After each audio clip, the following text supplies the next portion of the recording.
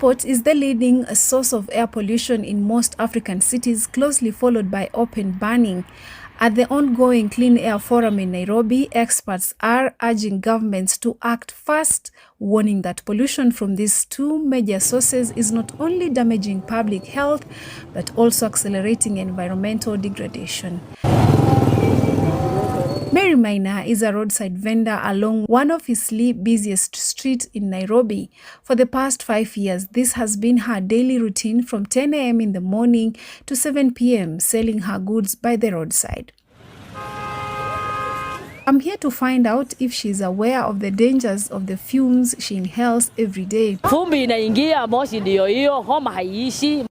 Sasa hivi ni watu wakubali tu, kama wangekubali kununua hizi gari za beti ni sawa. Sasa mimi nimezoea nikienda kwa nyumba na kunywa maji moto. Hakuna kitu kingine.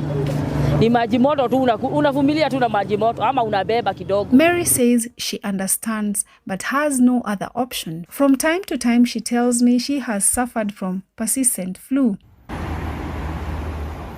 Just a few kilometers away, researchers, government officials, and civil society representatives from over 35 African countries have convened in Nairobi for the Clean Air Forum. Experts here are warning that vehicle emissions are the top contributors to urban air pollution, followed closely by open burning, especially of hospital and solid waste. Part of the waste that we burn is actually hospital waste, which actually has way more implications beyond air pollution. It obviously contributes to air pollution. It raises issues of potential antibiotic. If you're burning medicine, the issues on how that affects antibiotic resistance in the environment. There are increasing calls to review environmental legislation to include stronger clean air policies. This comes as Kenya and the region begin adapting e-mobility and targeting emissions from motorcycles and three-wheelers. We have to address vehicle emissions. In Kenya, it's very likely to see a vehicle that was made in 1980s still on the road. If you're driving behind it or walking behind it, it emits some very serious black soot. We have to think about fuel. I'm glad 2 weeks ago, KEBS announced that they're going to improve the fuel quality in Kenya. Initially, it was 50 ppm for sulfur. Now they pushed that to 10. Pushing the fuel to 10 ppm, which is cleaner fuel, that means the country now is ready to shift to cleaner vehicles. Kenya has installed nearly 50 air quality monitors across Nairobi County.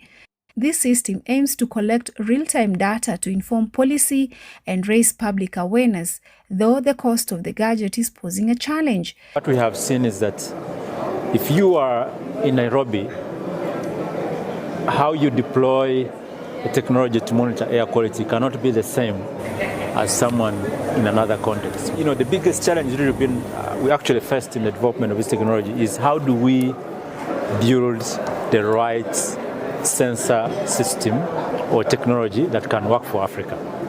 Data shows that while air quality in many areas is moderate, there are hotspots where pollution levels are dangerously high. Individuals who daily operate along such areas don't have an alternative, thus forced to endure the fumes. If we come here today, are we discussing about radical financing of these initiatives? You know, and it's not just radical financing in terms of maybe funders, but are we looking up to SMEs? How are SMEs being funded? By that I mean maybe small businesses. If we want them to implement initiatives that promote clean air, are we supporting them? For example, women who are cooking on the streets with firewood, we keep on saying how it pollutes, but do they have an alternative?